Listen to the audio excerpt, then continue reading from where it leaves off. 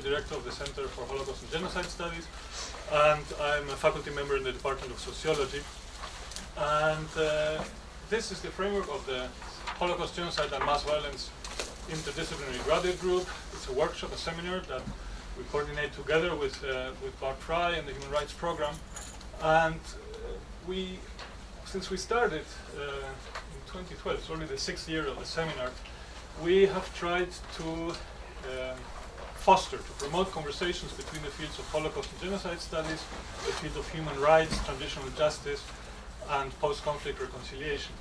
And one could not think of a better fit for a special lecture in the context of this seminar, of this workshop, than Carlo Tognato's presentation today, which incorporates a figure from Holocaust memory, the righteous Gentile, and projects it, applies it, explores the possibility of using it in the Colombian context. So we very much look forward to Carlo's presentation. Before I introduce Carlo, let me do two announcements of two lectures that the Center, together with partners in the university, has organized for the coming weeks. Michael Rothberg, who's Professor of English and Comparative Literature and a seminal figure in the field of memory studies, will give a lecture on Tuesday, March 6th, Migrant Archives of Holocaust Remembrance. And we have flyers in the back if you're interested in taking a look on the subject of this lecture. And then Shelter from the Holocaust, Rethinking Jewish Survival in the Soviet Union, Thursday, March 22nd. And this is by historian Natalie Belsky, who's professor of history at UMD. So, I was telling Carlo, it's really a difficult task to prepare a presentation for Carlo Tognato, because it's hard to, from his amazing and extensive accomplishments, what do you pick for a presentation? So it's a minor selection that I will do, and more what is particularly relevant for our group. Carlo Tognato is Associate Professor of the Department of Sociology at the National University of Colombia in Bogota. He's the director of the Nicanor Restrepo Center for Civil Reconstruction and faculty fellow at the Center for Cultural Sociology at Yale University. He has a PhD in political science from UC Los Angeles and a PhD in political economy from University of Ancona in Italy, and MA in International Relations in Oxford. He has been visiting professor in several places. In Melbourne, he was a visiting fellow at the University of Constance, where he worked on a research project about the cultural construction of collective responsibility and collective guilt. He has worked and published widely on cultural economic sociology, but since 2014 his main focus of his research has concentrated on civil reconstruction in post-conflict societies, and he's currently working on a book manuscript on the return of the civil in public universities in post-conflict Colombia. Carlo, it's a real treat, a pleasure to have you today and giving this lecture. Thank you for being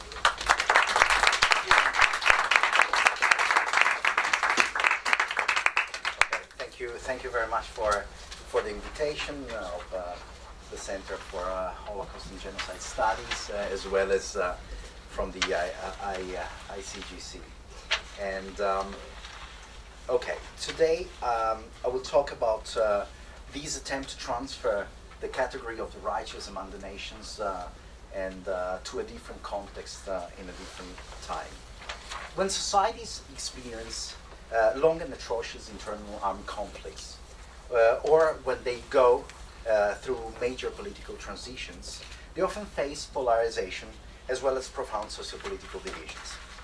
Under such circumstances, restoring or even maintaining cross-group solidarity within society can become a daunting task.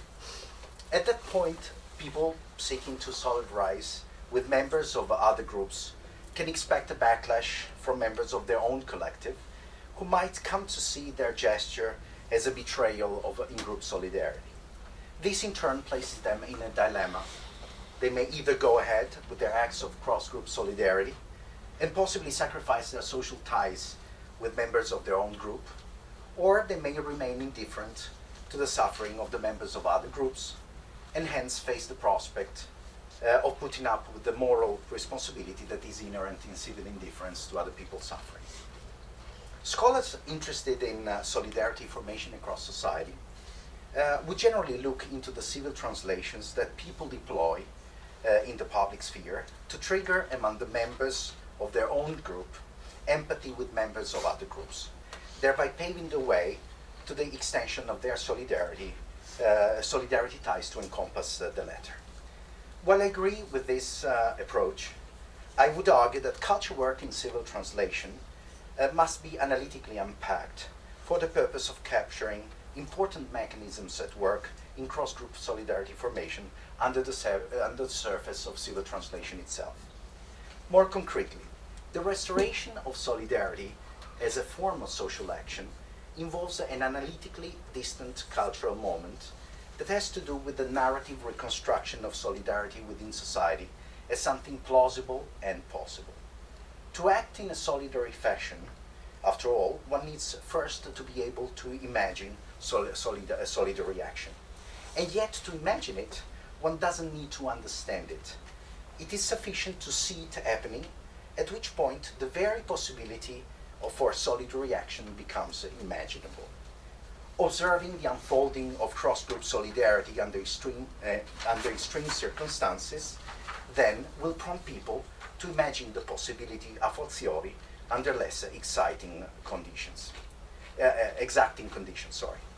Now, if the narrative reconstruction of solidarity in society relies on a process of mimesis to restore the conditions of cross-group solidarity across the myriad of institutional settings that make up a deeply divided and polarized society, citizens need a mirror where they can contemplate the possibility for solidary action across members of different social and political groups. Or to paraphrase Clifford Geertz, the repair of the civil fabric of society demands a meta-theater of civil life. During the Holocaust, thousands of non-Jews risked their lives to save Jews from extermination. These were the righteous among the nation, and so far Yad Vashem has memorialized more than 26,000 of them from 52 countries. Most of them are practically unknown to international audiences, while some, like Oskar Schindler, have attained global fame. The category of the righteous among the nation, I would argue, can be fruitfully extended to other contexts of violence to bear witness of the acts of generosity of people who, in the face of extreme violence, compromise their own livelihoods to protect other fellow human beings from distant social and political groups, and occasionally even betray their own groups and their own institutions to the tent.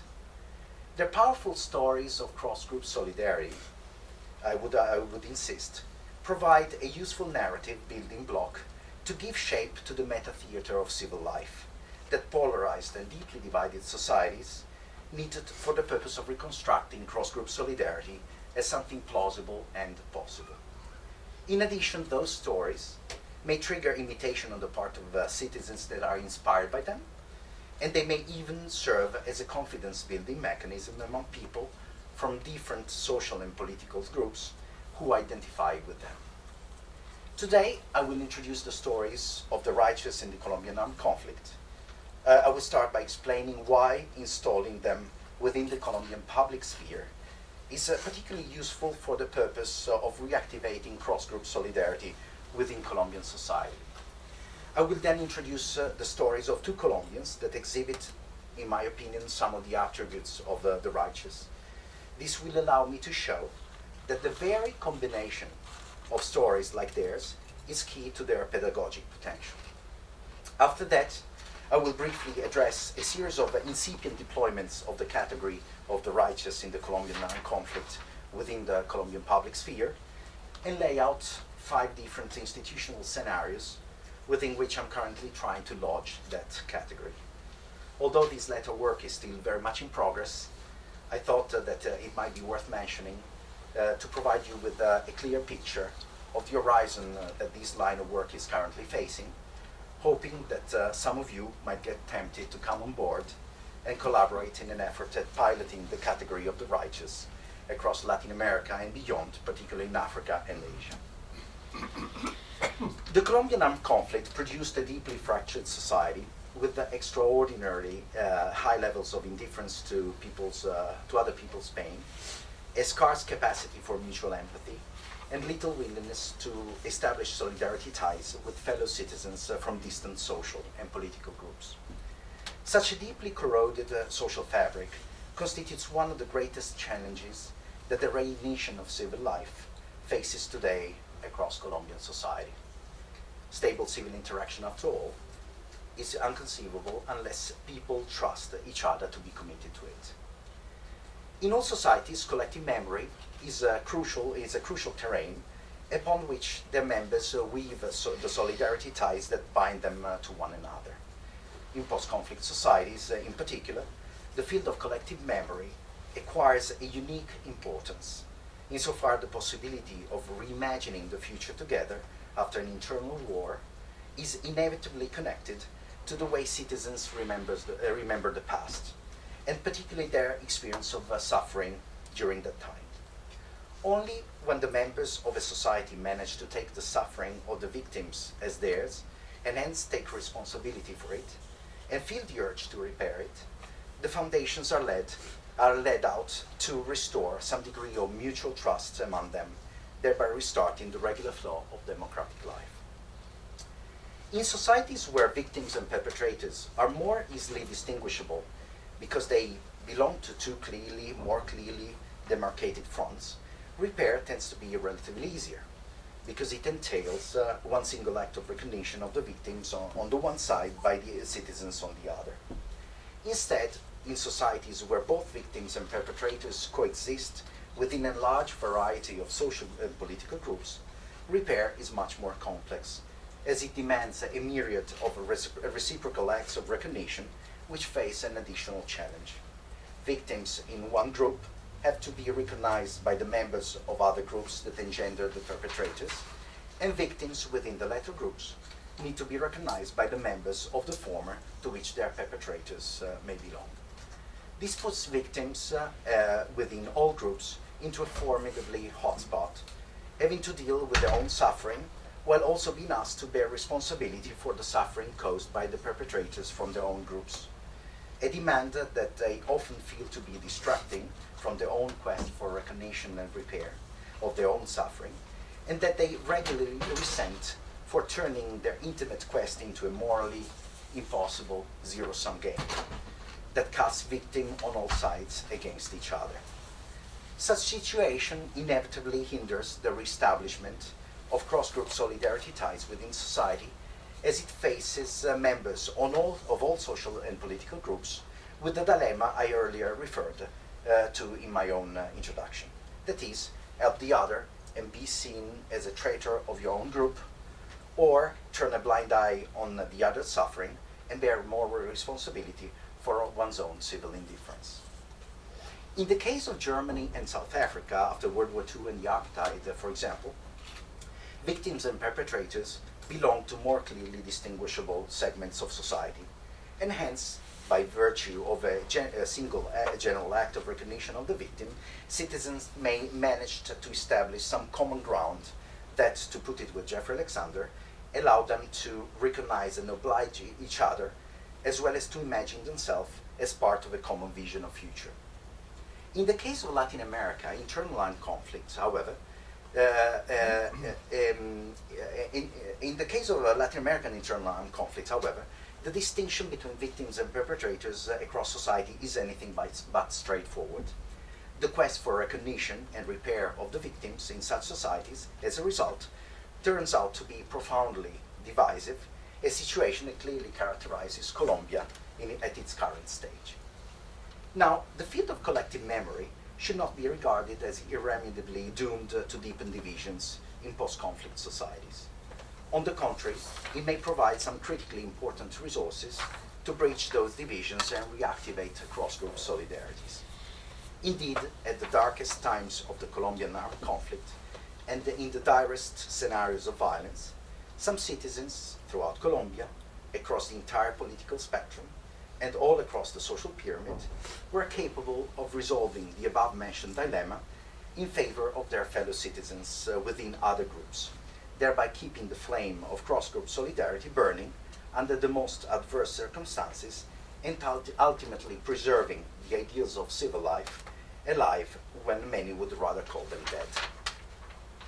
Within Western culture, the Holocaust rose between the 1945 and the 1970s to the status of a universal symbol of absolute evil that could be mobilized for the purpose of catalyzing humanitarian responses against atrocities in other contexts and at other times. The ominous shadow of the Holocaust, for example, was invoked to catalyze humanitarian intervention to halt the genocide in Rwanda and Bosnia. Since the establishment in 1953 of Yad Vashem, the State of Israel, as I said, recognized thousands of righteous among the nations. They were the non-Jews who, during the Holocaust, took great risk and often paid high costs for the purpose of saving the life of Jews. In June 2016, I floated the idea in an op-ed that Colombians, as well, in the course of their own internal armed conflict, had had their own righteous, but they never told their stories in a systematic fashion.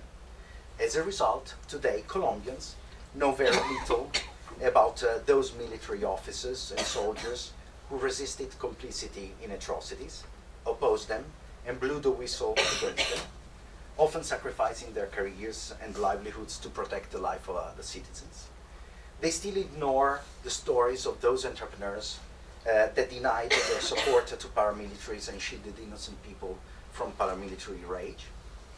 They have not recognized those paramilitaries or insurgents who refuse to engage in atrocities and betray their own groups to prevent the latter from targeting fellow citizens from other groups or institutions. Nor do Colombians know much about those militants of a variety of political parties who refuse to hold a complicit and comfortable ambiguity towards political violence, resisted the combination of all the forms of struggle, and as a result of that were marginalized or eliminated by the military wings of their own parties. Today, I will introduce the stories of two people who occupy two polar opposites within the socio-political spectrum of Colombian society, and in spite of that, show through their acts of righteousness that they share a common ground in a society in which all common grounds appear to have evaporated under the heat of a 5 decades long and cruel war, which had made common grounds hardly imaginable across broad segments of the Colombian public.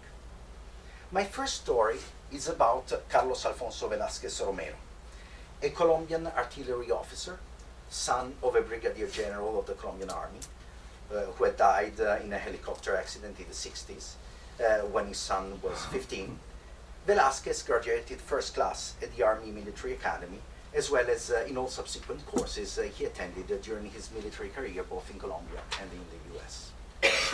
In 1989, he served with the rank of Lieutenant Colonel as academic and training director of the Army Military Academy. At that point, he learned that his youngest sister, Adriana Velázquez, was a militant of the M19 guerrilla. As a result, he reported his discovery to his superior and offered his resignation, which was rejected. Adriana later participated in peace negotiations between the Colombian government and the M19. In December 1993, Colonel Velázquez was appointed as commander of the Army Search Group against the Cali cartel. See Narcos Series 3. Under his command, the Army discovered a series of documents that would later incriminate Colombia's President Samper for his connections with the Cali cartel. After 3 attempts to corrupt him and after a threat, Velázquez fell into a trap by the cartel. A woman approached him to offer information about the cartel and provided him with valuable intel that resulted into a number of successful operations against the drug trafficking organization. One night of May 1994, though, Velázquez and the woman ended up in a motel. Few days later, he received a sealed envelope with a video of his romantic encounter with his informant. He immediately reported the issue to his superiors, who supported him, and later told his wife, who forgave him. At the end of 1995, he was tasked as second in command of the 17th Army Brigade in a region Urabá Antioqueño, the Antiochian Urabá in Colombia, a region where paramilitaries were engaging in the most barbarous atrocities, such as cutting people's heads and forcing the fellow villagers to play football with it. In December 1995, the commander of the 17th Brigade went to General Rito Alejo del Rio. At that point, Velázquez started to perceive that the new commander was pursuing the FARC, but not the paramilitaries. For 5 months, Velázquez gathered evidence of that and prepared a report that he delivered directly to the commander of the Colombian Army, General Harold Bedoya. In response, a disciplinary investigation was opened by the army against him, which resulted into his dismissal, at which point he decided to make his evidence public by sharing it with the media. Velázquez's evidence and testimony at a later trial contributed to the sentencing of General Rito Alejo del Rio in August 2012 to 25 years in jail for the assassination of a peasant, Marino Lopez Mena, during Operation Genesis, which the 17th Army Brigade executed in parallel with the Urabá's paramilitary forces. Since his departure from the army, Velázquez worked as a faculty member of the Universidad La Sabana, the Opus Dei University in Colombia, and wrote op-eds for the conservative newspaper El Nuevo Siglo. The second story I would like to introduce today is about Álvaro Delgado, a member of the Colombian Communist Party. In the 1960s, he worked on trade union issues in Medellin, where he opposed the use of blackmail of union leaders on the part of his own party to enhance party control over local unions. At the time, he got to know Ignacio Torres Giraldo, a union leader whom he considered unbearably self-centered, and sought to publish critical notes about him in the newspaper of the Communist Party. Manuel Cepeda, though, then was a very prominent politician later, and at that point was director of the paper, stopped him because the newspaper of the workers was not supposed to criticize any workers. Delgado returned to Bogota, where he wrote for Voz Proletaria, Proletarian Voice, another outlet, under the direction of Aníbal Pineda, who forbade him to publish poetry in the newspaper because he considered poetry to be the enemy of the revolution. Pineda also refused to publish any photos of the oligarchs in the paper, notwithstanding that they were the presidents of Colombia, and resisted publishing any images in the paper above the photo of the Secretary General of the Communist Party, Gilberto Vieira. In 1962, as Delgado entered the Central Committee of the Communist Party, he got almost expelled under the suspicion that of holding contacts with the US Embassy, and because he intended to denounce some leaders of the Bogota section of the Communist Party who sought to be celebrated in the newspaper of the party on the ground of their donating money to their organization, whereas instead Delgado objected they had just received much larger amounts from the Central Committee. In a later visit to China, Delgado visited a farming commune where Mao Zedong had been just a few weeks earlier. Delgado was deeply troubled by the cult of personality towards the Secretary General of the Chinese Communist Party. The farmers told him that Secretary Mao had touched with his own hands some spikes of wheat, and they decided to preserve them under a crystal bell. Delgado also worked in Prague as a journalist at the Revista Internacional. Upon his return to Colombia, he defended the Czech government on the occasion of the May 1968 spring uprising, which his fellow party members in Colombia saw as counter-revolutionary. Throughout the 1960s, the Colombian Communist Party adopted the so-called combination of all the forms of struggle. At that time, Delgado didn't take any stance against it.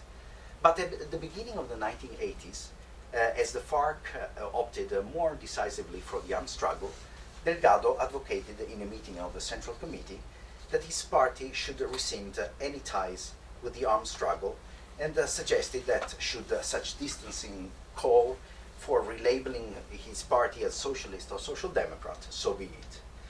His motion, as you might imagine, at the time did not receive any favorable vote within the Central Committee. He was then taken to a camp of the FARC secretariat in the mountains, in some mountains of Colombia, where Jacopo Arenas, one of the commanders of the FARC, ridiculed him in front of everyone for his posture against the armed struggle. From that point on, he was progressively marginalized and isolated within his party, in spite of the fact that some of his fellow party members expressed their solidarity in private to him, but also made clear that they could not do so publicly because they would all lose the subsidies from the Central Committee. Other comrades would simply warn him to moderate his tone. At the beginning of the 90s, Delgado started to receive death threats, as well as accusation that he was homosexual and corrupted the youth of the Communist Youth Party. And as a result, he was forced to 7 months of exile in Ecuador. After his return, he resigned from the Central Committee and asked his party to be granted some alternative position within the organization. He was offered to fill a vacancy of the party in Urabá, Antioqueño, so one of the most paramilitarized regions of Colombia, to fill a post that a former party member had abandoned after being expelled by the paramilitaries. So it was not exactly an appreciation, a sign of appreciation that the Central Committee gave him. Delgado understood the party's not too subtle message and resigned from it after more than 40 years of militancy within it. Since then, he devoted his life to the collection of statistics on trade union struggles in Colombia. Now, the analytical appeal of the category of the righteous in the Colombian armed conflict lies in providing an analytical lens that can bring into focus the continuing existence of some common ground, this time a common ground of civil decency, between people on the polar extremes of Colombian society. You know, an artillery officer from a military family, working for an Opus Dei university and a member of the Central Committee of the Communist Party. I can hardly think of people who could be more distant than that currently in Colombian society, thereby introducing a mitigating force on the polarizing effects that the victim-perpetrator's binary has had on the Colombian public sphere. In addition, the example of the righteous, who were the last line of defense of civility even at the darkest times of the internal armed conflict, and who maintained alive the idea and the practice of cross-group solidarity against all odds, provides an important anchor for the reconstruction today of the civil fabric of Colombian society and serves as an inspiration to other fellow citizens. Before addressing my early deployment of the category of the righteous within the Colombian public sphere, and before laying out the agenda that in the coming years will seek to lodge it and hopefully to root it across a number of institutional scenarios of Colombian life, I will briefly mention how I came up with the idea of engaging in such a narrative intervention. This had to do with the need to solve a pretty concrete problem that inadvertently resulted from one of my interventions at my own university, and I will talk about it in tomorrow's talk at the ICGC. Since the 1960s, Colombian public universities served as a stage for violent enactment of dissent and resistance. As the war deepened, they turned into yet another theater of the war, where insurgent and counterinsurgent forces, together with their support networks, confronted each other for the purpose of establishing their control of their respective university communities. The spread of violence on university campuses and the practice of pressure and intimidation that came along with it critically affected their internal public spheres. It endemically spread various degrees of self-censorship among the members of their communities, and all too often it resulted into a breakdown of open public conversation over the experience of campus violence and over the involvement of members of the university communities in the war. During the peace negotiations between the Colombian government and the FARC, I grew increasingly concerned about the fact that within the Bogota campus of the National University, quite iconically one of the most tumultuous public university campuses in Colombia, one could see no signs of a systematic attempt to transform that scenario from a theater of war into a territory of peace. So I launched a series of interventions that were geared to spark a public conversation about the practice of political violence on campus as well as its justification.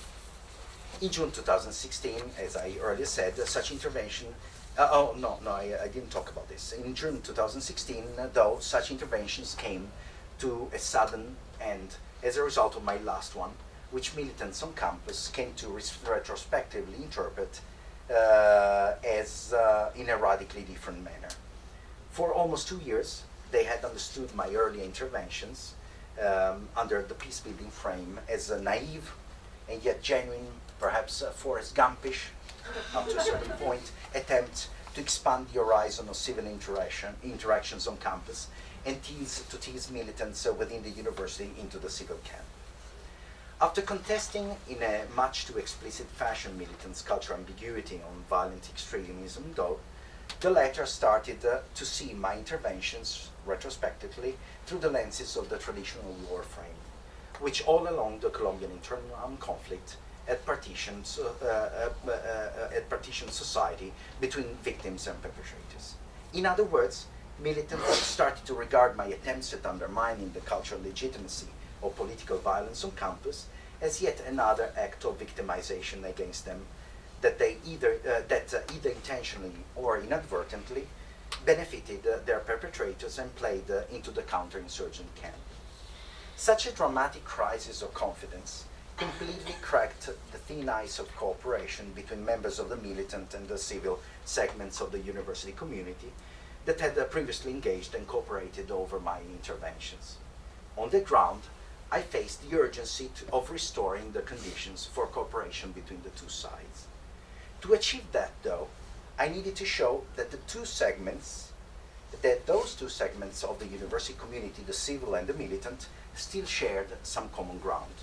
That there were still members on the one side that could solidarize with members on the opposite side, and that such members on each side could credibly and authentically convey that disposition to cooperate and solidarize with their counterparts on the other side.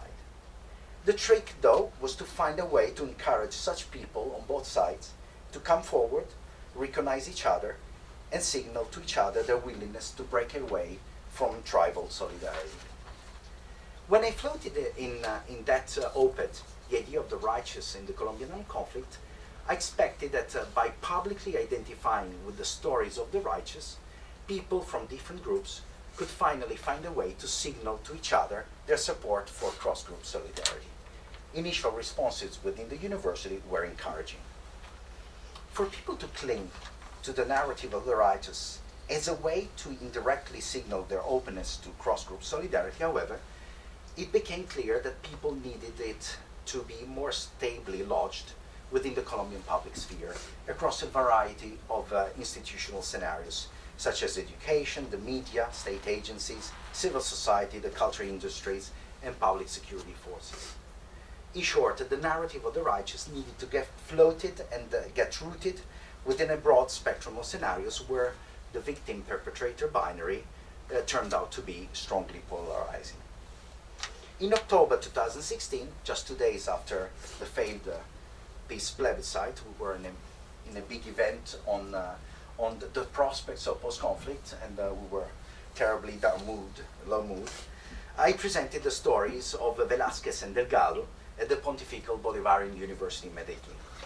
The audience was filled with members of the Colombian Armed Forces, as that day the university, that was an element that was unplanned, that day the university would launch a new think tank that would address the institutional transformation of the armed forces during the post-conflict. Some of the officials sitting in the audience approached me after the talk and expressed their identification with those two stories of Velázquez and Delgado. Now, hearing from a pretty high-ranking officer of the Colombian Army a recognition of a common ground with a member of the Central Committee of the Communist Party was quite striking and positively surprising. The director of the Memorial Museum in Medellin at the time expressed her interest to provide a scenario within her own institution to stage the story of the righteous in the Colombian Armed Conflict in that space. Encouraged by those early reactions, I engaged the public security forces to probe directly their capability or willingness to assimilate the category of the righteous. My endgame was to first lodge the story of the righteous in the military ethics courses at their military academies, and down the road I was hoping to start up a conversation with them leading to the establishment of gardens of the righteous within their own academies, military academies, where trees would be planted to honor the memory of the righteous, not only from within the armed forces, but also within other social groups like civil society organizations, trade unions, and certain political parties that had been considered by those forces as the enemy on the ground of the earlier doctrine. In December 2016, I organized an event on this topic to broaden the discussion over the social use of the stories of the righteous in post-conflict Colombia, leading industrialists, bankers, government officials from the presidency, from the Peace Commissioner Office, civil society leaders, and the person from the Peace Commissioner Office had been the head of Ford Foundation for the Andean area. Civil society leaders, academics, members of the Colombian public security forces participated in the event and almost unanimously backed the narrative of the righteous for the purpose of cultivating within the Colombian public, a new ethos of cross-group solidarity. A rift, though, opened up between the armed forces and the national police. While the former dismissed the category fearing that it might further expose them to the charge of indifference, omission, or complicity with the atrocities perpetrated by the paramilitaries during the internal armed conflict, the Brigadier General in charge of the police peacebuilding unit, that was the unit that was created to take care of FARC combatants throughout the peace process and then to protect them. He suggested at that event that the stories of the righteous could be used as an example to inspire all members of the national police along the pathway to a peaceful Colombia. The historical memory blog of the National Police reported one of my op-eds, which was titled Paz sin indiferencia con indignación, so paz without indifference, with indignation. In that op-ed where I reflected on the rift between the police and the rest of the armed forces. So the institutional memory blog of the National Police gave a stage to diffuse it. The event sparked a conversation on national media with more or less 10 op-eds written on it. And even an online website of the ELN, the Colombia's second guerrilla, positively referred to the category of the righteous. In April 2017, I broadened the circuit of the conversation to use on the use of the narrative of the righteous as a pedagogy of civil courage in an inaugural conference I gave in Cali at the Universidad del Valle, Colombia's third most important public university, where various colleagues took the category and will try to use it within their own region. That university was, in the 80s and 70s, was very deeply affected by the M19. And the first person who publicly in Colombian media supported my actions against violence at the university was the former spokesman of the M19 during the peace negotiations in the 90s. And he was saying that all the cohort of 1 year in biology at Univalle died because of the conflicts they were involved in different kinds of militancy. So it was very personally affected by that. In May 2017, the National Journalism Prize on the Righteous in the Colombian Armed Conflict, which I had launched a few months earlier, brought onto stage new stories about the righteous, featuring among them the acts of civil courage and cross-group solidarity carried out by a corporal of the Colombian Army, an ambulance driver, a school teacher, a nurse, and a nun, among others. My department of sociology at the National University of Colombia also turned out to be an important terrain to experiment with the pedagogic potential of the narrative of the righteous in the Colombian armed conflict. Although it is often associated with the guerrilla in the imagery of large segments of the Colombian public, particularly over the past decade, the department has featured a most profound fracture between the more civil wing within the faculty and students and the more militant one. Is a microcosm that condenses the highest degree the tensions and conflicts that permeate Colombian society. The department and its community provides an extraordinary social lab for the purpose of testing the repair potential that that narrative of the righteous in the Colombian Armed Conflict may have on the civil fabric of a relevant institutional scenario of social life in Colombia. At the moment, the agenda of experimentation on the social effects of the narrative of the righteous is focusing on 5 lines of intervention, which are also becoming a site of practice of a more public as well as interventive cultural sociology. First, I'm working to give continuity to the National Journalism Prize on the Righteous in the Colombian Armed Conflict and to nest such category in the courses within Colombian schools of journalism that deal with war and human rights. So there are whole courses on war and human rights reporting, but generally they talk about victims and perpetrators, and the story of the righteous are not there. So we need the challenge there is to try to make a place for it, but that also introduces a whole bunch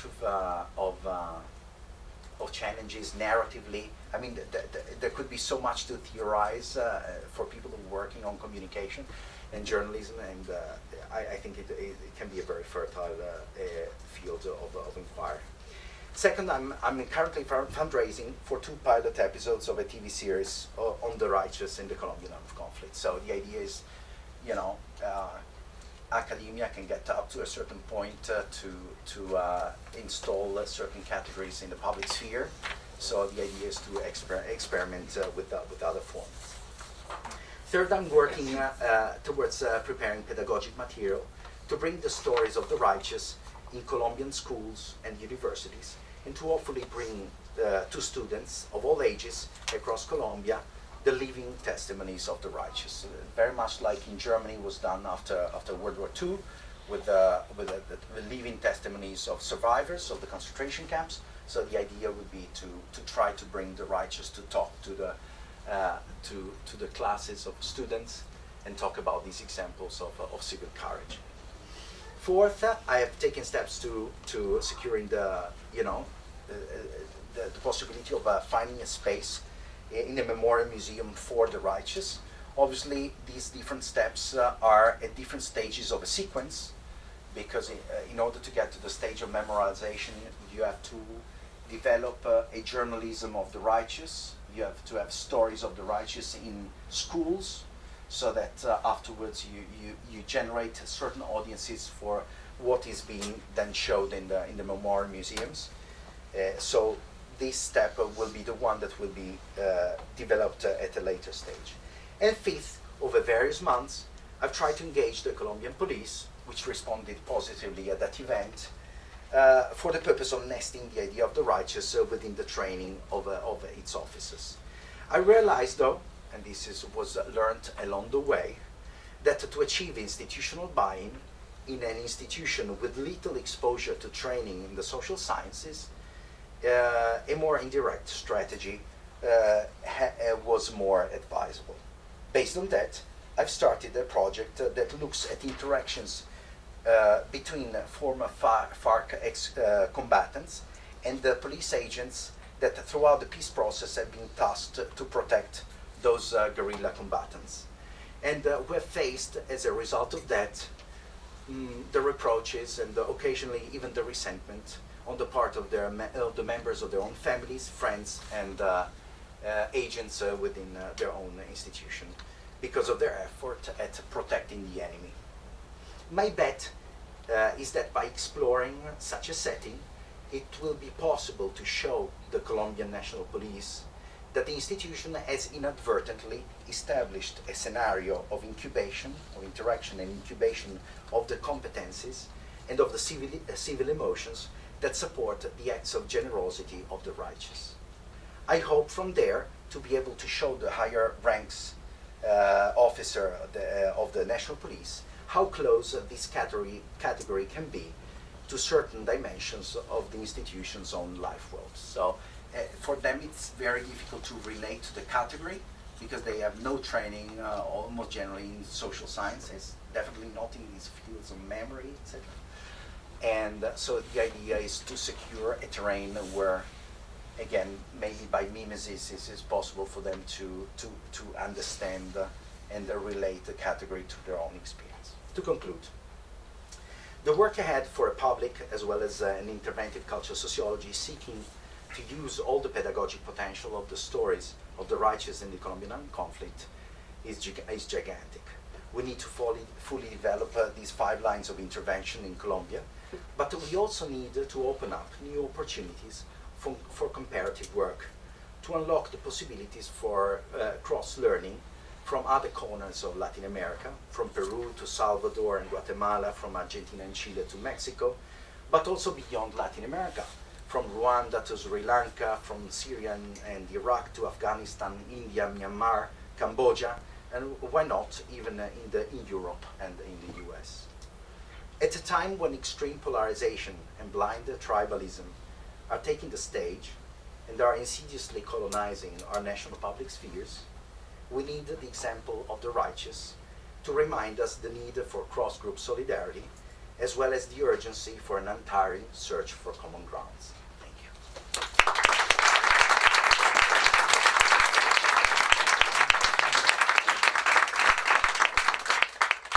Thank you so much, Carlo. Before we open it up for questions and comments, maybe you mentioned the talk tomorrow. It's at noon, the ICGC talk. It's in Heller Hall, right? No, it's in Carlson. It was moved. I'll let you know this. Well, it's in the Carlson School. Well, let me take also this opportunity to thank Michael Soto for bringing Carlo to our attention and for being part of the organization. It's in Carlson 1142. And you want to mention the title of the talk as well? It's the civil life of the university, enacting dissent and resistance on a Colombian campus. Great, thank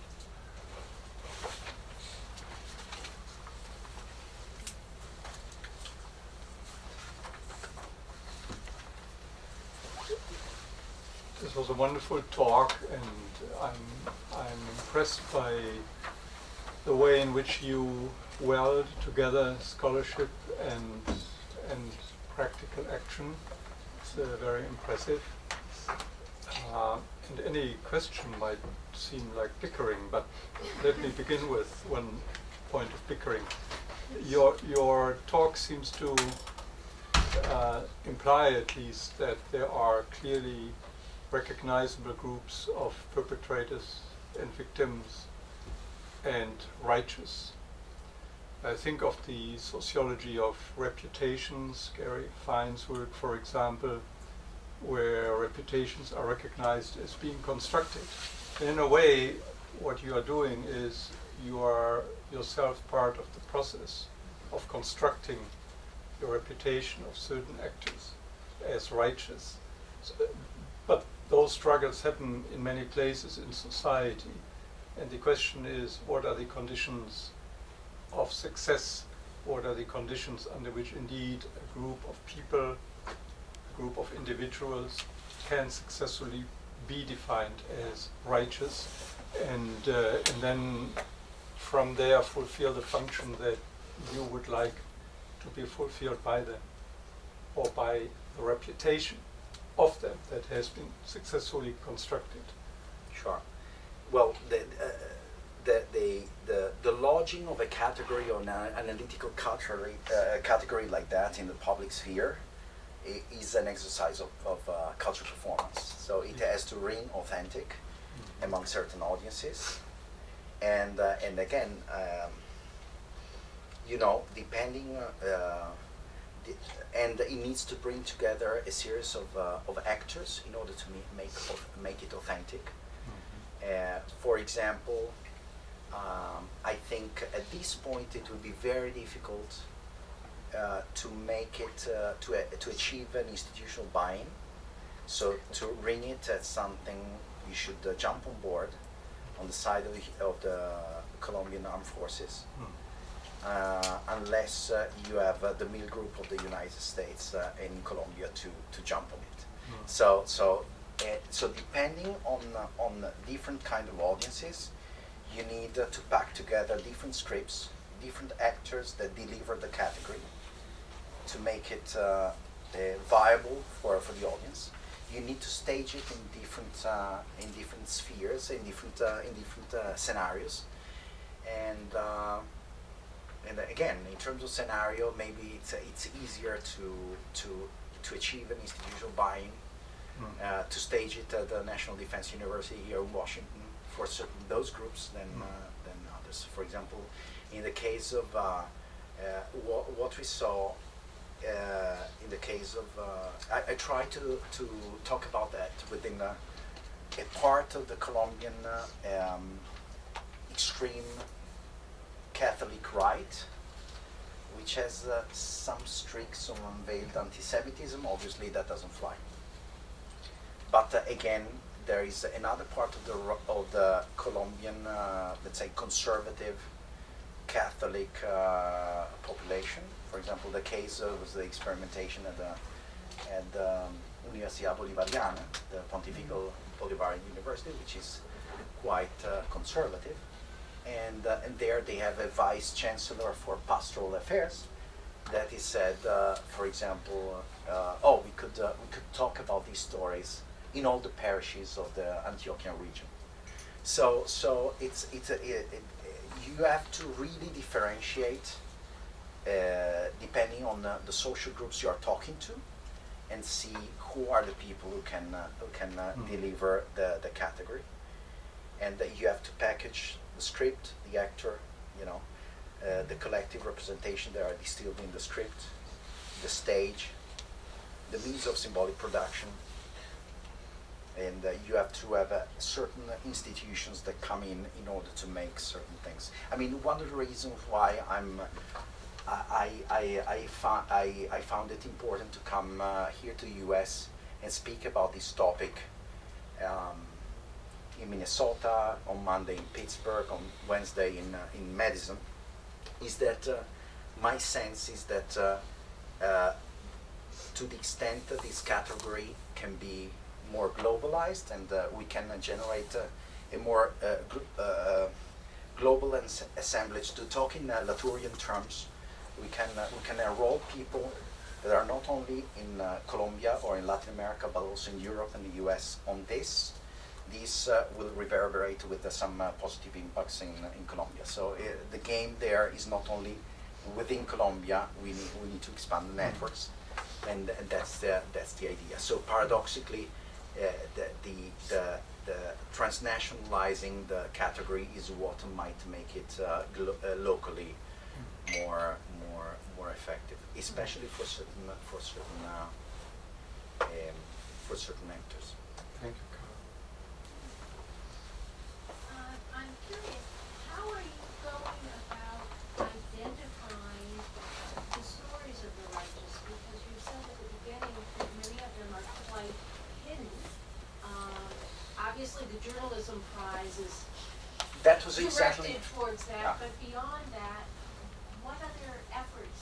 Yeah. Okay. What we faced exactly was that we needed a sort of decentralized system to bring these stories on the table, because also one doesn't want to be the filter of the stories. And the reason why we thought about launching the prize was exactly that. And the reason why it made sense to lodge this within the schools of journalism is that you would have a lot of students studying journalism and going after stories for their terms papers, etc. So and the reason why you want to address different kind of institutions that can have a very capillary outreach on the territory, for example the church, is that again they can be receptors of stories that can then be gathered what's interesting about that, for example, a colleague of mine told me, okay, the righteous, it's all well. So is the president of Colombia and the head of FARC, are they righteous because they stopped the war? So you get, my reaction, talking about social construction, my visceral reaction was, oh no. But then I stopped 1 minute and said, why not? And so it's, the line of the category is absolutely blurred. And the way the category starts to be defined, it depends on the native environment. It's emerging from a given environment. So you have to generate as many processes that allows these stories to flow, to become visible, and to be subject of a process of public conversation. And so that's where we are at the moment. But if you, for example, you had other ideas of, other possible algorithms one could devise in order for stories to come to you and be available. For example, we thought about convincing Revista Semana or major, well, I was writing my op-eds in La Silla Vacía, which is a project that was born with the help of Ford Foundation to introduce a different way of doing independent journalism in Colombia, in an environment, in journalistic environment where medias are very concentrated in terms of property. So it was the director worked for the Wall Street Journal here, and she came out of Colombia, the School of Journalism, etc. And then she came back to Colombia with this idea, very, again, idealistic, utopian perhaps, to do some independent journalism there. And but again, so the idea would be to nest, for example, special issues or in newspapers or in weekly magazines where they devote that to the category. And so there is a whole amount of lobbying to be done. But maybe there might be other channels to try to get these stories out.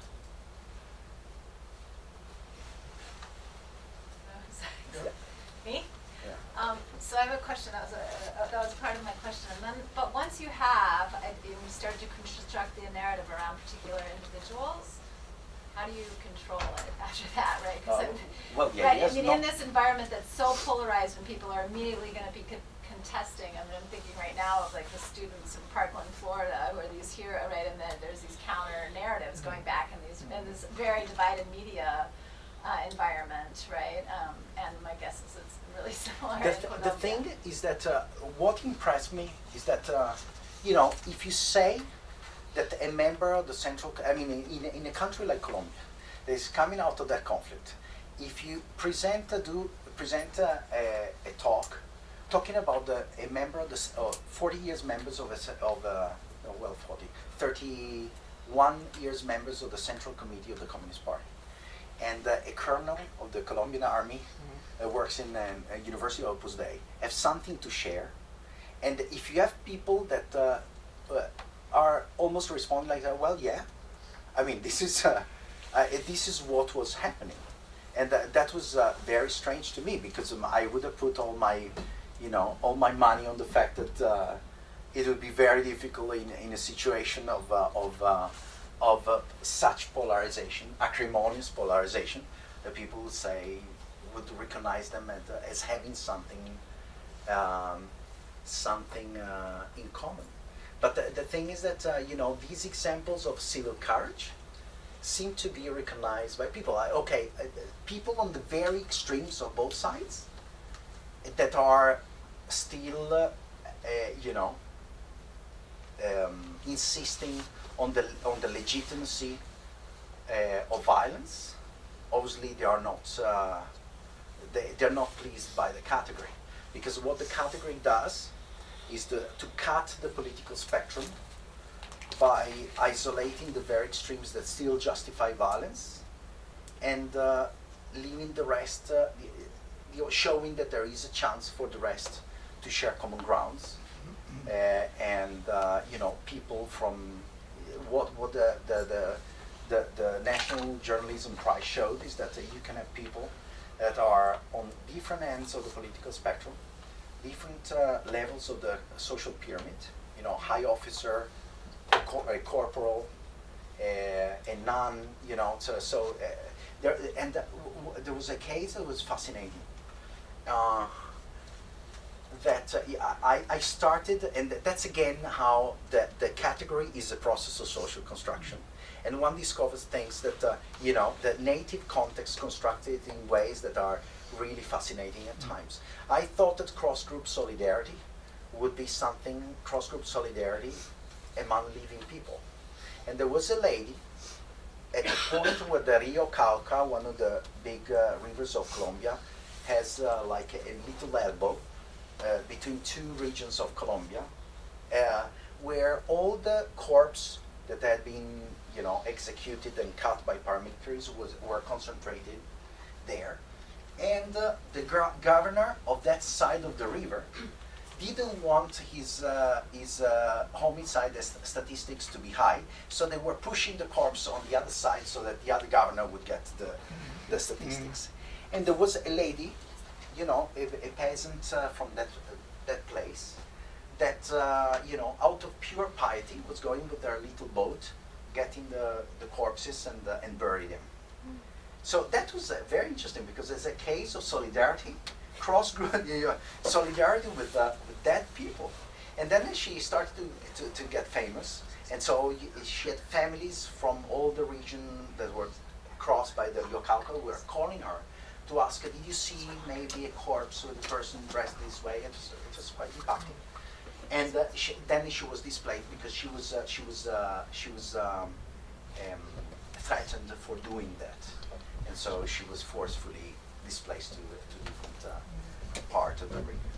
So again, that's kind of fascinating because I didn't expect cross-group solidarity. I was expecting the most obvious notion, and then you have a cross-group solidarity there that sometimes extends over the dead, and that was an interesting issue. And the success, can I just say, the success in part depends, of course, on the right cultural packaging, as you say, but secondly, on the institutional position of those who serve as repetition entrepreneurs. Absolutely. Which would be you among others. Absolutely. I mean, in order for the performance to be effective, it needs to be delivered by the right actor. Again, the example we were saying, you cannot you cannot cast for a film of, Woody Allen, Arnold Schwarzenegger, because it doesn't work. The actor doesn't work, and vice versa for Terminator, you wouldn't cast Woody Allen as an actor. And so within for different audiences, in different contexts, you have to have different stages, different actors, different scripts that make it work. Sorry about intervening. Yeah, well, it's just a comment. I was mystified by your concept of righteous because here in Minnesota, we've been working in the opposite way that you were working. I mean, you work with a very sort of institutions and all this kind of thing. We work from the grassroots. We work from the bottom up. Specifically, we work with the Corporación Colombiana de Teatro, which talks about everything that you're saying, but in the other way around. In other words, from the bottom up. And the efforts to participate in the construction of the new society by presenting plays related to the conflict and the solution for the conflict. And also the complaint that they were not ever included in the conversations of peace. When they were in Cuba, I remember I don't know if you remember the 1 million march. We were there. Minnesota was there. And it turned out that the Corporación, which has representatives, about 400 theaters or groups of theater across Colombia, they got a representative right there in Bogota doing this march. They were talking about this social construction. It was very funny, talking about reconciliation, forgiving, and all these kind of things. And we talked with commanders from the FARC because the theater was more open to have a dialogues with with real combatants, that were coming there. But you didn't mention in your presentation that type of connection. Maybe you do have, because you touch every sector of the society. Do you have any in that area? The thing, when, for example, in his culture trauma theory, for example, Jeff Alexander is talking, that traumas manage to be, a collective trauma is the result of a sociocultural process by which, a certain narrative starts to get a grip on different audiences, different groups within society, within different institutional domains. The aesthetic, the religious, the scientific, the administrative, the legal, etc. So when you are talking about lodging a category, you have to play out in different institutional domains. And the issue there was that it seemed to me that much of the one of the narratives that used to justify violence was a narrative that was based on the structural sources of violence. Yeah. And the problem with that is that the narrative of the righteous, what it shows is that you don't need the society to become just in order to do an act of a righteous act, an act of generosity. You can start by doing it. And the story of the righteous is very interesting because you don't need to, you don't need to be a saint. The case of these cases show that there were people with their shortcomings, and there were certain moments and certain acts of solidarity that were costly for their life, and then they were marked their life after that. And so the thing is that the bet with this narrative is that we might be able to move a little bit in this phase, the balance from structure to agency, and that might help to obviously, structuring balances are there, injustice is there, structural violence is there, but these were people who engaged in this act of generosity when you would expect it was impossible to do so. And to me, as a person, when I talk to them, it's very strong as an experience because they did that in a situation of of big pressure. So when you talk to them, and the bet is that I hope that impression that they are making on me, they will do it on students in school, is that you ask yourself, what am I doing? Perhaps in a more comfortable context. Am I taking risks for others? And that has a pedagogic potential that needs to be explored more. And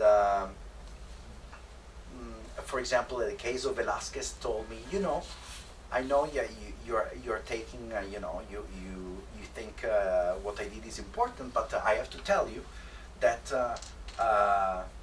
when I had to decide whether to pass my report on the paramilitaries, I had this, I sat with my wife and said, what if it doesn't, it ends badly? And he said, I thought I had 2 kids that were at school, but I had already been in the army a sufficient number of years to get a pension, so I could take the risk. So it's kind of refreshing in a sense because again, there are people who are not saints, they are not perfect, and but again, one spurs that act of generosity and solidarity in a situation that marked their lives, and that might have a way to inspire others. And this is where I introduced that notion of the meta theater of civil life. At a moment where it's difficult to imagine something, it's sufficient to see that this is happening to say, well, it's possible. because still you don't see.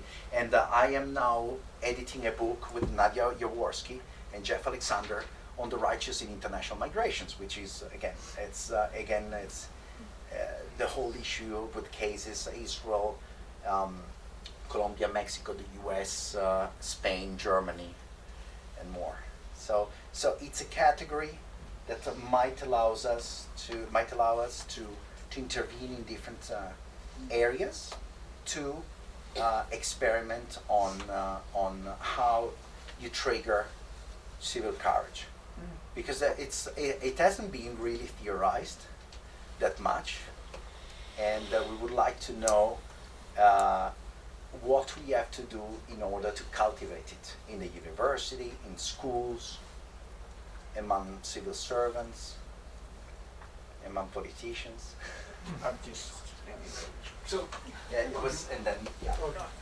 Mine's kind of, so what you just said about theorizing is, I think, where I want to pose some questions, because I can see the practicality and the real kind of hope behind this project, but because of the lack of theory, really maybe a theory of altruism, the evolutionary biologists have tried to figure this out, and they're still working on it, perhaps. But I go back to more the psychology of violence.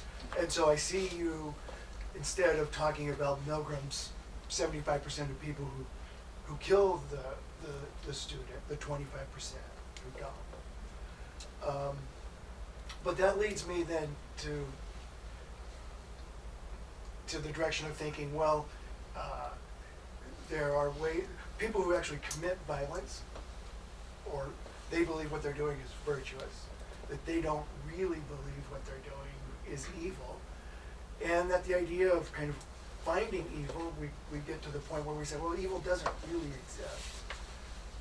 It's normal. You can't tell I can't tell if Barb is evil or not, just by looking at her. She might shock me to death. But, so where I'm going with this, I guess, is there's not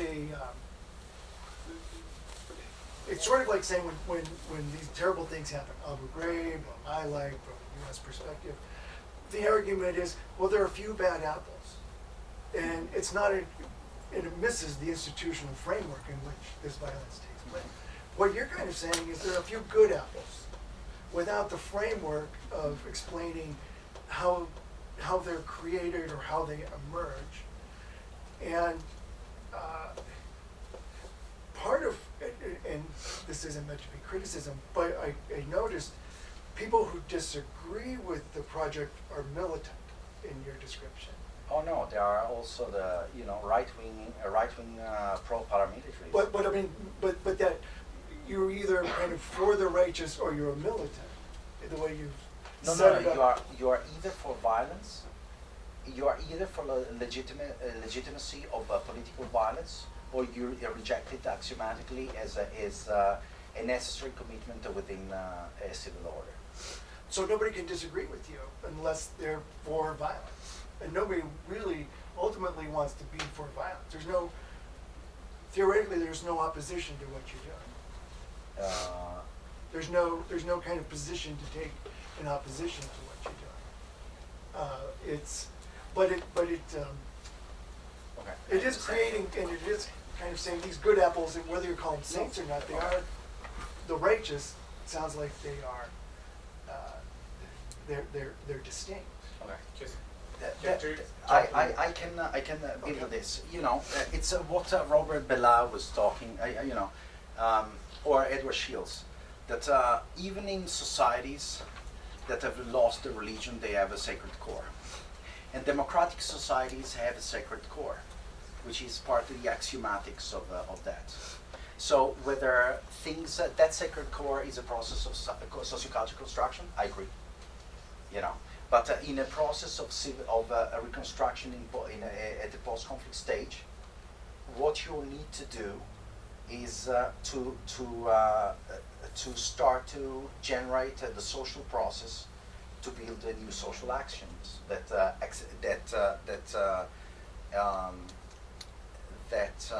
allow certain things and permit others.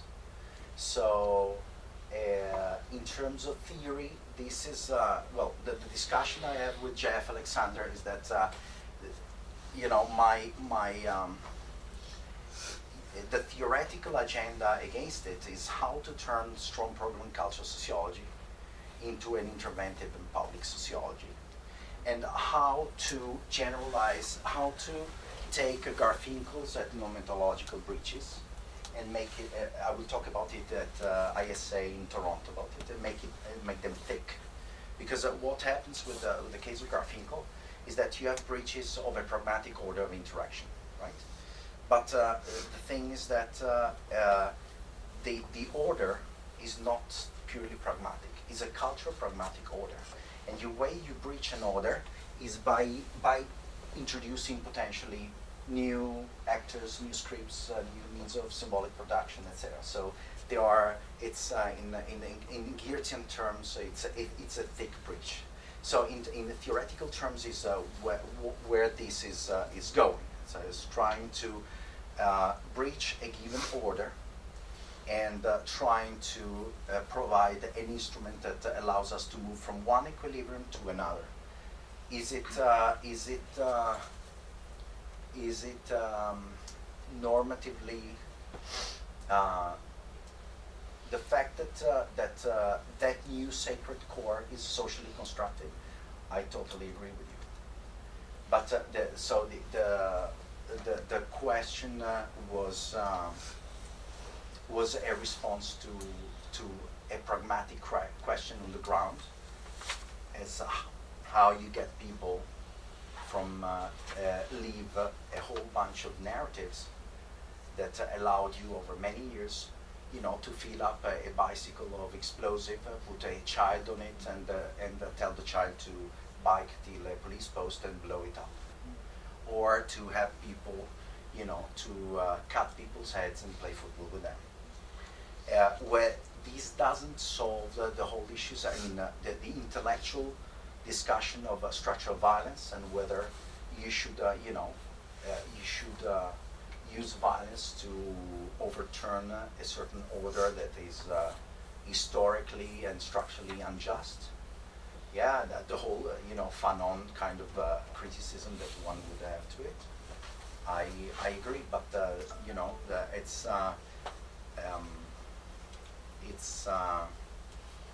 it's a pragmatic response to a problem that you have in post-conflict, and theoretically, the agenda there is to thicken Garfinkel, to turn strong program cultural sociology interventive and public, and to try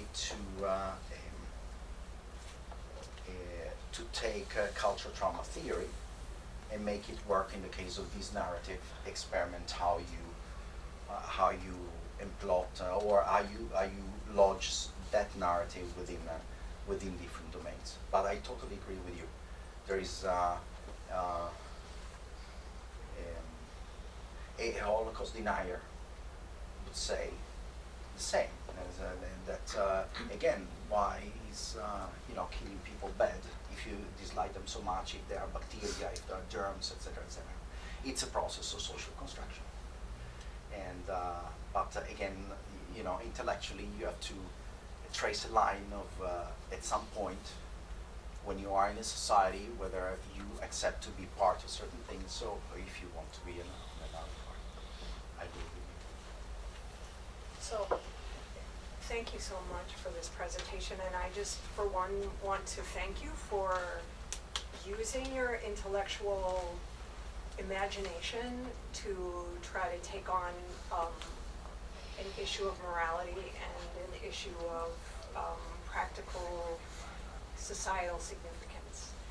There are a lot of people in this room who do that as well, but it occurs to me that a lot of times I feel like it's women or people who do this work get feminized.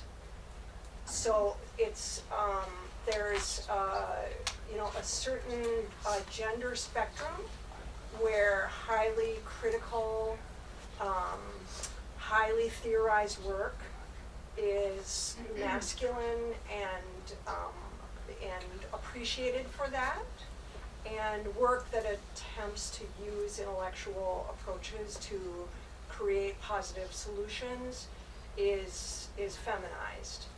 And I was interested to think that the two subjects that you used were both very male, very, militarized men who had taken a step towards empathy. You didn't use the word empathy, but which again is a feminized step. And I just wondered if you're getting that kind of backlash, if what the role of gender is in your theoretical analysis of these issues. The reason why I presented these two is because they were the first two with which I experimented, the possibility of presenting them to audiences and see the response. But for example, in the journalism prize, and that was the bet, we had a nun, a teacher. They were all women,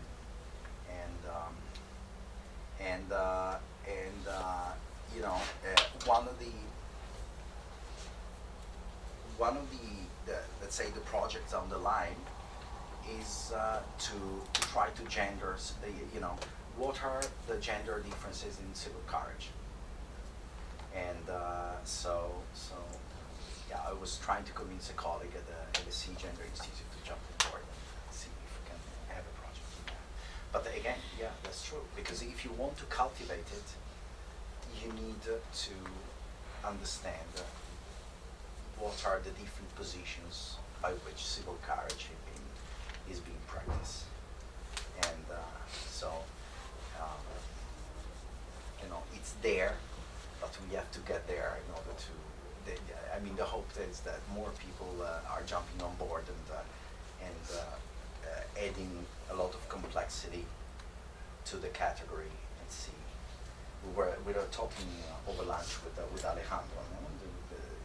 You got the male righteous among the nations. There are the diplomats, etc., and then you have humble women in Poland, Ukraine, etc., saving, the girl and hiding her, etc. So again, these are scripts that have to be staged in the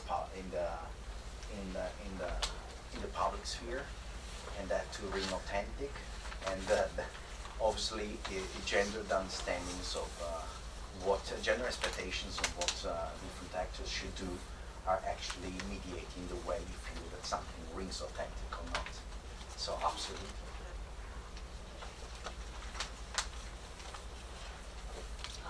Thank you for the talk. So I have two questions. First, is you're an agent of cultivating or even like constructing this concept of righteousness. If we saw it as an ideal type, what would be the elements of being righteous? And second, if there is a way to use a concept like this in an ongoing conflict, to use it as a counter-argument to whatever else is going on. So the first point was on the. Elements Oh, okay. of this idea. The point why we had to do the, for example, National Prize of Journalism, is that again, I don't think we can do it ideotypically. So it needs to be a native. It needs to come up, emerge, and be subject of a public conversation where the context starts to design what are the contours of that notion. Those colleagues of mine say, should the president and the secretary of the FARC be righteous because they did a peace? We cannot discuss that. And it's not what I'm trying to say. I don't think it's an exercise of analytical philosophy. And it's on the public construction of the category. And the second point was on. Can you use it in an ongoing? Oh yeah. The thing is that the reason why these were righteous. Well, Colombia had the peace with the FARC, but now the problem is that with the ELN, it doesn't seem to work out. So there is peace with FARC. Probably the war will continue with the ELN. We don't know. So it's a very liminal kind of situation. which is not exactly post-conflict. For sure, it's post-peace accords with the FARC, and Colombia has been there many times with the, EPL, with the M19, etc., etc. And the example of the righteous, so those righteous in a conflict, is that they are engaging in acts of solidarity in the middle of violence. And that process of mimesis and that pedagogical traction, perhaps it's easier to generate an effect when the conflict is over than when the conflict is ongoing and risks are big.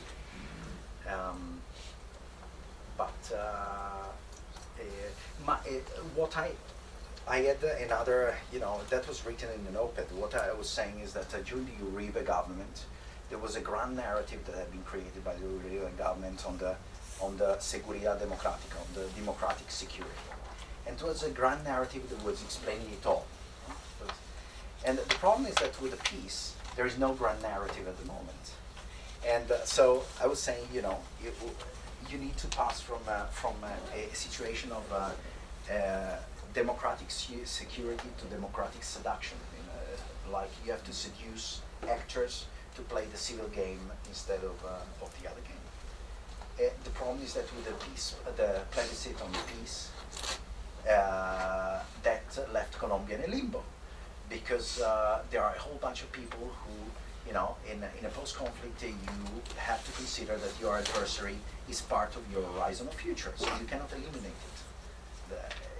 You have to put up with it, and you have to influence it. You have to shape the adversary through interaction. And the thing is that the plebiscite showed that there are a whole bunch of people who think that they don't want to have certain people as part of their horizon of future. So I think that the question is whether a narrative like that works to inspire in situations that are in limbo like now, in a post-conflict and maybe in conflict. And I think that they might. So it might be quite malleable from that point of view. That's a wonderful question. And you just covered the two things that I had in my mind. The first one was about the ELN continues to conflict, how that changed, or probably you had another insights from that perspective. And the other part about the plebiscite actually was how Colombia is divided between urban and rural. Because in rural areas you can find families that to go to the army or to go to the FARC, DLN is kind of the only option to approach another reality. You can find families where one son went to the army and the other still was in the FARC. They don't see it as an enemy. They see it just as a solution. What happened in this, that in urban areas, especially in certain urban areas, there were more votes against the peace than in the areas that suffered directly. Exactly. So the areas that suffered directly, the combats, etc., they wanted peace. And so that's it happens sometimes in some countries where the people who won the war are not necessarily the ones that have to, for example, go to do the military service. So there you got the ones who won the war don't bear the cost of the war.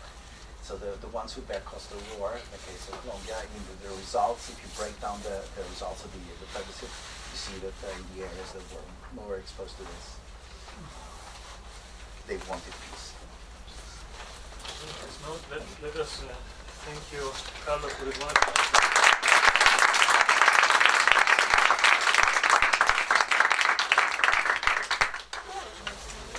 Alex, take care.